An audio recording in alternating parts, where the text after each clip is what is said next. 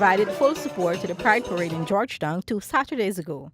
The same police who are responsible for enforcing the country's laws, which criminalize homosexuality and cross-dressing for improper purpose.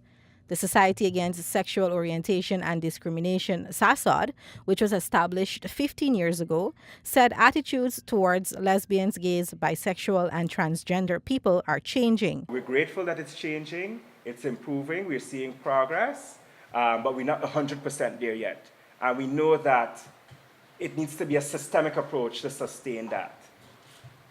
Joel Simpson, the director of Sasod, said that a 2016 poll showed 58% of Guyanese were tolerant to homosexuality, but that 25% were completely intolerant and agreed that violence against homosexuals was appropriate.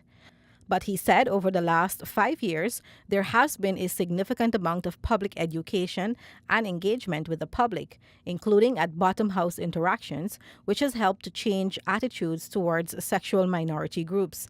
Today marks 15 years since Sasod emerged to challenge discrimination based on one's sexual orientation, but its mandate has grown to include advocacy against various human rights abuses and has been engaged in a range of social and health services.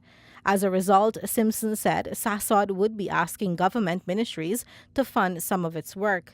We're calling it social contracting because we're saying it's not a handout. We're helping the government to do its own work. And we're not saying you're giving us money. We're saying we're helping you to do what you're supposed to be doing. So contract us to do it. So that there are budget lines specifically for civil society. So if there's work that the ministry is doing with gender-based violence, for instance, we have a lot of clients who come in for gender-based violence of all sexual orientations and gender identities. So we're saying provide money, funds for us to support them with the services that they need, whatever those services might be.